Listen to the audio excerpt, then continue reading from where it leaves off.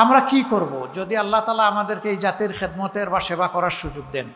আমাদের ১ নম্বর দায়িত্ব হবে এই দেশের ভাঙ্গাচোরা কোমর ভাঙ্গা শিক্ষা ব্যবস্থাকে ঠিক করা। এটা যেদিন ঠিক হবে, শিক্ষিত মানুষগুলা বের হয়ে আসবে। সে তার মা বাবা, তার সম্মানিত শিক্ষকবৃন্দ, সমাজের যারা মুরব্বিয়ানে কেরাম, তাদেরকে অবশ্যই সে সম্মান করবে। প্রত্যেকটা সমবয়সী এবং যারা তার অনুজ, তাদেরকে সে স্নেহ করবে। প্রত্যেকটা মানুষের ব্যাপারে তার মাঝে অ্যাকাউন্টেবিলিটি বা দায়বোধ থাকবে।